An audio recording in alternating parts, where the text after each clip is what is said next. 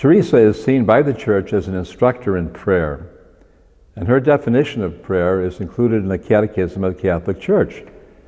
She says, prayer is an intimate sharing with one who loves us.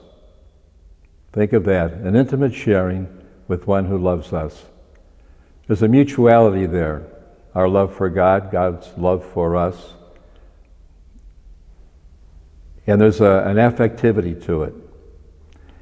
Sometimes it's simply shortened to conversation with a friend.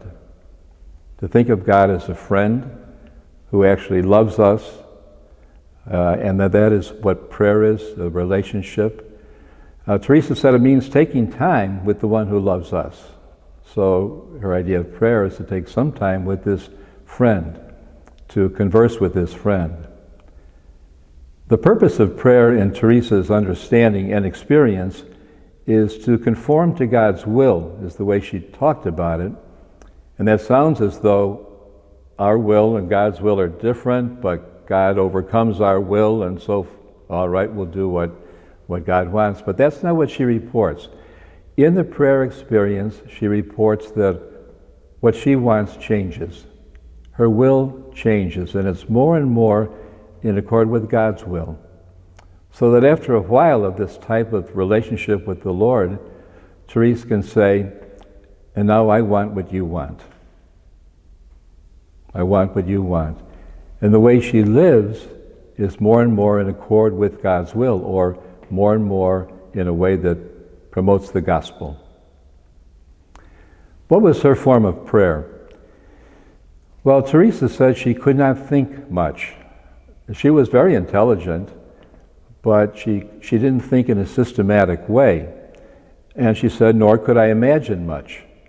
Again, meaning not in a controlled way of imagining.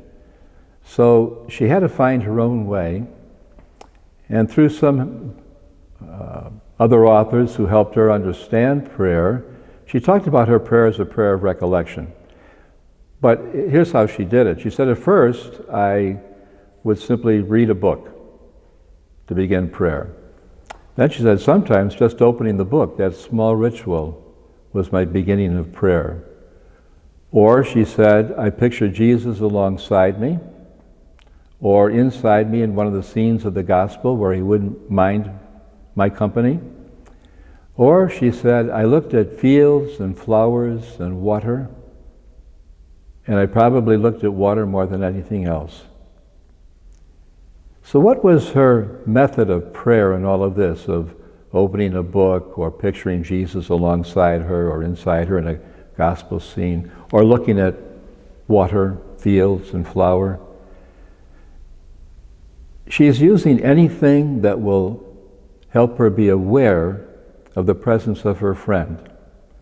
If prayer is conversation with a friend, the awareness of the friend's presence is the beginning of prayer. So she used anything that really alerted her to her friend's presence. So nature scenes, gospel scenes. The key is awareness of presence. And then, from that point on, prayer is a conversation that can go in many places. Thanksgiving, petition, complaint, but it's basically conversation with a friend. And the method is not a complicated multi-step method. It's encouraging us to see in our life what continually speaks to us of God's presence and love in our life, and to pay attention to that. It centers us. It focuses us. We have many centers in life, many obligations and worries, but to have a way of finding the focus of God who is present with us in a loving way and who helps prioritize all the other concerns we have, that's her basic method. So she gives us freedom to find a way to enter into God's presence.